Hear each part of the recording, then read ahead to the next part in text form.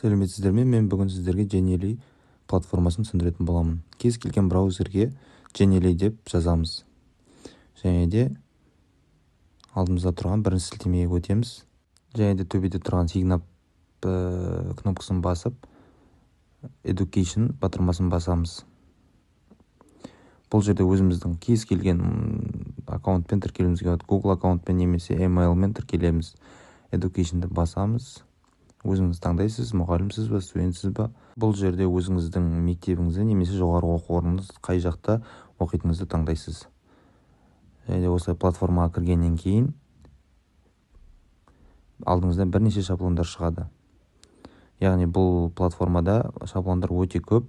Соның ішінде сіздерге қазір бір шаблонды алып көрсететін боламын. Яғни маған миллион күнге бұйырады деген шаблонды алып көрсетемін. Яғни кез келген шаблонда өзіңіз қалағаныңыздай өзгертуіңізге болатындай мүмкіншілігіңіз бар.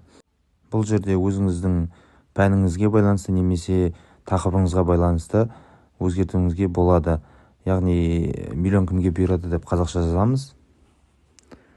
Келесі сұрақтарына біз өзіміздің пәнімізге байланысты немесе өтіп жатқан тақырыбымызға байланысты сұрақтарды қоюымызға болады. Және де өздеріңіз көріп тұрғандай шрифтті өзгертуіңізге болады, размерін немесе оңға, солға өзгертуіңізге болады.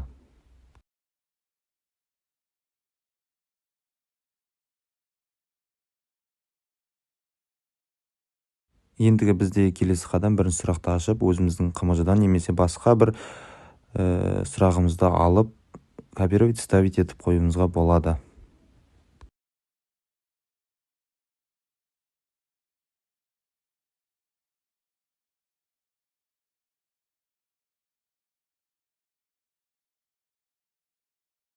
Сұрақты барлық жауаптармен жазып болғаннан кейін өзіңіздің қалауыңыз бойынша бірінші вариант дұрыс деп қоюыңызға болады, немесе төртінші вариант, немесе үшінші вариант деген сияқты өзіңіздің қалауыңызбен дұрыс вариантын қоя аласыз.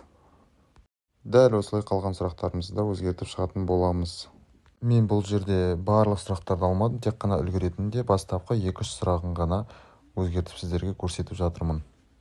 Және де ойын соңында өзіңіздің қалауыңыз бойынша тексттерін өзгертуіңізге болады.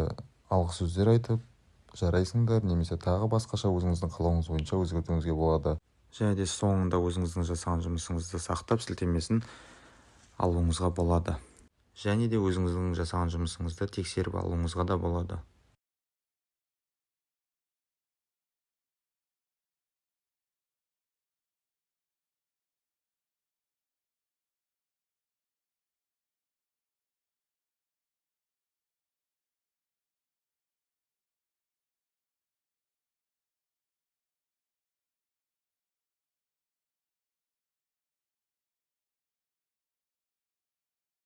Видеода көрсетілгендей оң жақ төбеде шара батырмасын басып, өзіңіздің жасаған жұмысыңыздың сілтемесін алып, тексеруіңізге де болады.